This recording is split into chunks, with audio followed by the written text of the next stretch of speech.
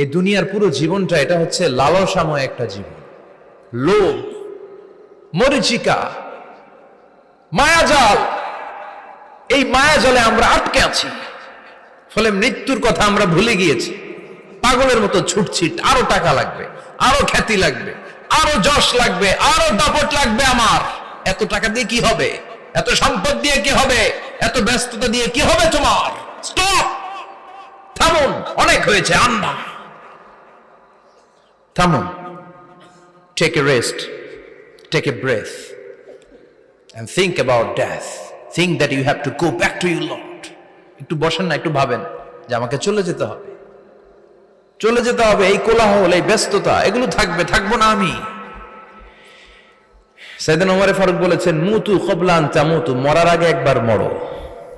হাসিবু ক্বাবলা আন তুহাসাবু আলাইকুম, তোমার হিসাব নেওয়ার আগে তুমি একবার নিজের হিসাবটা করো না। কাগজ বের করে একটু লিখো না কি কি ভালো কাজ করছিলা, যেগুলো দিয়ে নাজাতের ওসিলা হতে পারে। 1 2 3, আর কি কি আকাম কুকাম করছো দেখো না, লিখে দেখো তোমার অবস্থাটা কি। মরার আগে একবার মরো। মরার আগে খাটের মধ্যে শুয়ে শটান করে চোখ বন্ধ করে একবার মরার ভান করে দেখেন কেমন লাগে। চোখটা বন্ধ করেন আর ভাবেন আপনি নাই, কি কি হতে পারে ভাবেন। আপনার ছেলে মেয়েরা কান্না জুড়ে দিবে, আপনার প্রাণের স্ত্রী বিলাপ শুরু করে দিবে, বন্ধু বান্ধবের চিৎকার আর মাতম, স্থানীয় এলাকার মসজিদে ঘোষণা, অমুক এলাকার নিবাসী অমুক ভাই অমুকের ছেলে অমুক দুনিয়ায় নাই। সব আত্মীয়রা চলে আসবে, ফেসবুকে স্ট্যাটাস দেয়া হবে, সবাই সবাইকে জানাবে বিকাল 4টায় অমুক হাই স্কুল ময়দানে আপনার জানাজা। ছুটে আসবে, সবাই ছুটে আসবে আপনাকে শেষ বিদায় দিতে, গুড বাই জানানোর জন্য, আল ওয়াদা, বিদায় জানাতে আসবে সবাই। 4 তাকবীর দিয়ে আপনার জানাজা হবে, অশ্রুসিক্ত জানাজায় আপনার বিদায় হবে। কাঠের খাটিয়ার মধ্যে করে কাঁধে তুলে আপনারে কবরে নেওয়া হবে। আগে থেকে খুঁড়ে রাখা কবরটার মধ্যে আপনারে বিছিয়ে দেয়া হবে। বাঁশের কচি দিয়ে তার উপরে মাটির চাপা দিয়ে সব চলে যাবে। ভাবেন না একবার চোখ বন্ধ করে, this is the circle of life, this is the nature of life. এটা সবার হবে, আমার হবে, আপনার হবে। এত মায়া, এত ভালোবাসা কই যাবে? কেউ থাকবে না, সবাই আপনার অন্ধকার কবরে রেখে দিয়ে চলে আসবে। উপরে বাঁশের কঞ্চি, তার উপরে মাটির চাপা, অন্ধকার আর অন্ধকার। এই অন্ধকার যেন শেষ হতে চায় না, শুধুই অন্ধকার, ঠিক কিনা? এজন্য আমাদের চলে যেতে হবে। দাদা গেল, চাচা গেল, মামা গেল, আমাদেরকেও যেতে হবে, জোরে কোন ঠিক কিনা? একদিন মাটির ভেতরে হবে ঘরে মন আমার, কেন বন্ধ দালান ঘর, প্রাণ পাখি উড়ে যাবে পিঞ্জর ছেড়ে।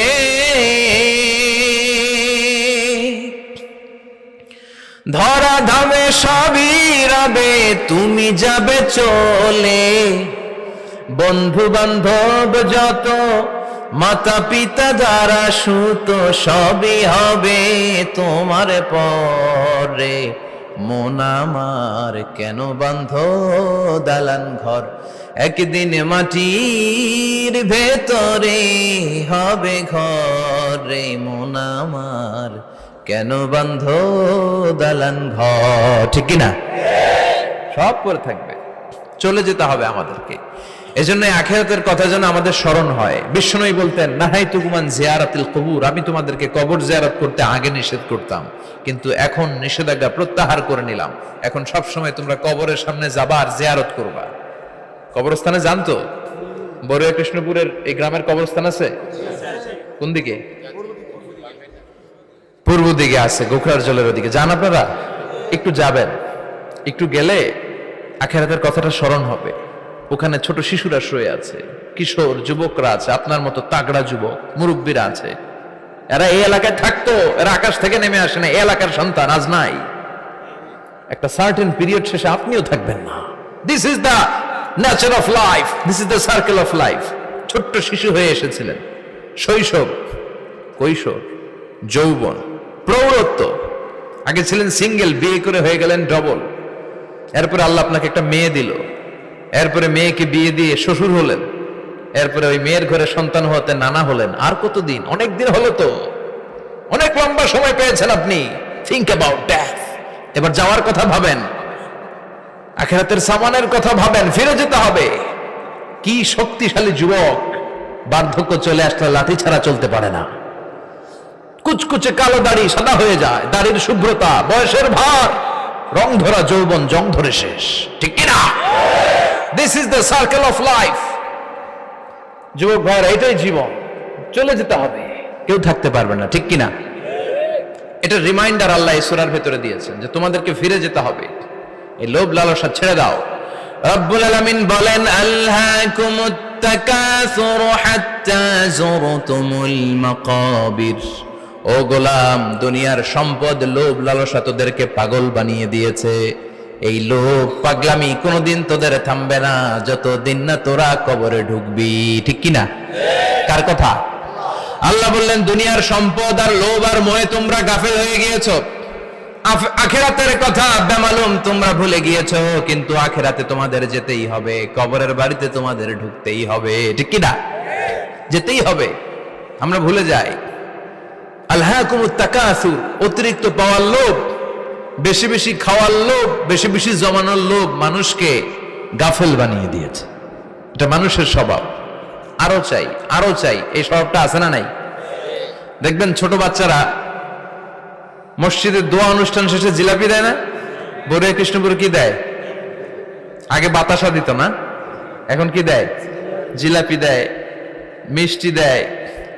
তো মসজিদের 2-3 গেট থেকে যদি দেয়, ছোট বাচ্চারা দেখবেন এদিক দিয়ে কয়েকটা নিয়ে আবার ওই গেটে লাইন ধরে।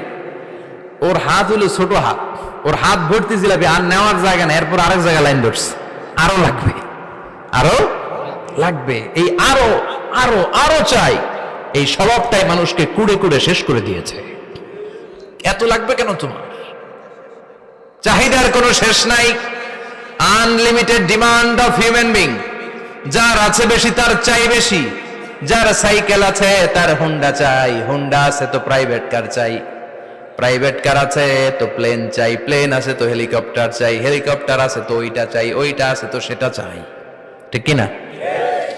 এলাকার মেম্বার যে হয়েছে চেয়ারম্যান হতে চায়, আছে না নাই? চেয়ারম্যান সাহেব এমপি হতে চায়, আছে না নাই?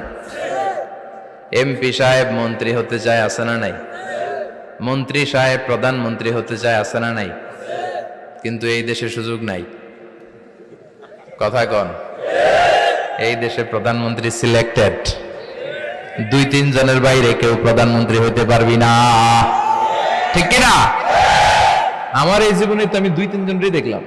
বেগম খালেদা জিয়া, মাননীয় প্রধানমন্ত্রী শেখ হাসিনার ছোট্টবেলা দেখেছি এরশাদকে, আমরা তখন ছোট। তো মানুষের চাহিদার কোনো শেষ নাই, যার আছে বেশি তার চাই বেশি। এজন্য বিষ্ণু বলেছেন, উনজুরু ইলা মান হুয়া আসফালা মিন, তোমার চেয়ে যে খারাপ আছে ওর দিকে তাকাও। ওয়ালা তানজুর মান হুয়া আ'লা মিন, তোমার চেয়ে যে ভালো আছে ওর দিকে তাকায়ও না, তোমার চেয়ে যে খারাপ অবস্থানে আছে ওর দিকে তাকাও। অনেকে নিজের অবস্থান নিয়ে সুখী না, এরকম আছে না নাই? আল্লাহ আমার এটা দিল না রে, ওইটা দিল না রে, পাইলাম না রে, কিচ্ছু হয় না, কি করব জীবনে, হতাশ। আসলে আছে কিন্তু অনেক, কিন্তু শুকরিয়া নাই, ডাকাত, ঠিক কিনা? নিজের অবস্থান নিয়ে সুখী না, কিন্তু অনেক লোক আছে তারা আপনার অবস্থানে পৌঁছতে চায়। তাদের দিকে তাকিয়ে দেখেন, আপনি যে অবস্থানে আছেন এই অবস্থানে পৌঁছাটা অনেকের কাছে স্বপ্ন। তারা প্রতিনিয়ত সংগ্রাম আর স্ট্রাগল করে যাচ্ছে আপনার অবস্থানে পৌঁছতে, আর আপনি এটা নিয়ে সন্তুষ্ট না। শেখ সাদির নাম শুনেছেন? বালাগাল উলা কাশাফাত দুজা, এই কবিতাটার রচয়িতা, ইরানের বিখ্যাত এক কবি। উনি একবার আর্থিক সমস্যার মধ্যে দিয়ে সময় কাটাচ্ছেন, টাকা নাই, পয়সা নাই, পায়ে দেওয়ার মতো জুতা নাই। উনি খুব দুঃখ পেলেন, হায় রে, আমি ইরানের এত বড় কবি, আমার পায়ে দেওয়ার মতো জুতা নাই। দুঃখ ভরা মন নিয়ে রাস্তায় হাঁটতে বেরোলেন। হাঁটতে হাঁটতে হঠাৎ দেখলেন একটা লোক শুয়ে শুয়ে কাঁদছে, ওই লোকটার 2টা পাই নাই, পাই নাই। উনি সেজদায় পড়ে গেলেন, আল্লাহর কাছে ক্ষমা চাইলেন, আল্লাহ অনেক দিয়েছো, শুকর আলহামদুলিল্লাহ। এজন্য যেই পরিস্থিতিতেই থাকি না কেন আমরা কি পড়বো? জোরে বলেন, কি পড়বো? এজন্য কানাতু মিনাল ইসলাম, অল্পে তুষ্ট থাকার নাম হলো ইসলাম। সম্পদ লাগবে কিন্তু সম্পদের পাহাড় লাগবে না, ঠিক কিনা? অল্প খান, অল্প পড়েন, অল্প জমান, অল্পের ভেতরে বরকত ঢুকাইয়া দিছে কে? দেখবেন যাদের সম্পদ অল্প তারা সুখী বেশি। জরিপে এটা দেখা গিয়েছে, অনেক সার্ভেতে এটা এসেছে, যারা সম্পদশালী এরা দুঃখী বেশি। এদের দুঃখ বেশি, টেনশন বেশি, খুব স্বাভাবিক। টাকা যার বেশি, রোগ তার বেশি। টাকা যার বেশি, টেনশন তার বেশি। টাকা যার বেশি, ঘরে শান্তি তার কম। আছে না নাই? ঘরের ভিতরে অশান্তি, ছেলে কথা শোনে না, ছেলে টানে গাঞ্জা, মেয়ে করে পরকিয়া। আছে না নাই? স্ত্রী কথা শোনে না, ভালোবাসা নাই, ঘরটা জাহান্নামের টুকরা। রোগ বালাই, এক একটা হসপিটাল বিল পরিশোধ করতে মাসে 5 লাখ 10 লাখ। আছে না নাই? কিছু খেতে পারে না, ডাক্তার একেবারে ডায়েট মেনু বেঁধে দিয়েছে। Diet, very diet menu. এটা এটা এটা এটা কিছুই খাবেন না, শুধু গরু খাবেন না, খাসি খাবেন না, চিংড়ি খাবেন না, খালি ঘাস খাবেন। ইচ্ছে মতো ঘাস খাবেন, মানে ঘাস জাতীয় যত আইটেম আছে সব খাবেন। শাক খাবেন, সবজি খাবেন, সালাদ খাবেন। গরু, চিংড়ি, মুরগি, গোশত, ইলিশ কিছু খেতে পারে না। তাহলে রোগ বেশি, খাওয়ার মজা নাই, ঘরে সাংসারিক শান্তি নাই, খালি ব্যারাম আর ব্যারাম। ঠিক কিনা? কিন্তু সম্পদের পাহাড় ঘটেছে।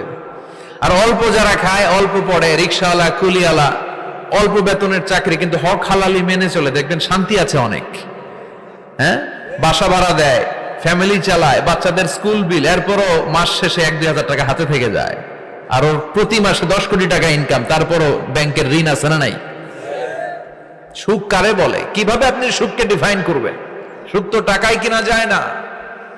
শান্তি টাকা দিয়ে হয় না, শান্তি দেওয়ার মালিক কে? শান্তি আছে অল্প খেয়ে শুকর করার মধ্যে, শান্তি আছে আলহামদুলিল্লাহর মধ্যে। চিল্লায় বলেন ঠিক কিনা? এজন্য অল্প খাবো, অল্প পড়বো, অল্প জামাবো, অল্পের ভেতরে বরকত দিয়েছে কে? দেখেন, ধনী ভাইরা খেতে পারে না, কিন্তু রিক্সাওয়ালার কি সমস্যা হয়? রিক্সাওয়ালারা সব খেতে পারে। কুলিওয়ালা, দিনমজুর, এরা একেবারে স্লিম, সুঠাম দেহি, মেদহীন পেট, পেটে কোনো মেদ নাই, ভুড়ি নাই। আর কোটিপতিদের মেদ আছে না নাই? এত বড় বড় পেট। ঠিক কিনা? আমাদেরও পেট আছে, তবে হালাল পেট। এটা হারাম টাকা দিয়ে এই ভুড়ি বানাই নাই আমরা। চিল্লায় বলেন ঠিক কিনা? রিক্সাওয়ালা, কুলিওয়ালা নিজেও নামাজ পড়ে, বউও নামাজ পড়ে, বাচ্চাটাও নামাজ পড়ে, রিক্সা চালায় আর জিকির করে লা ইলাহা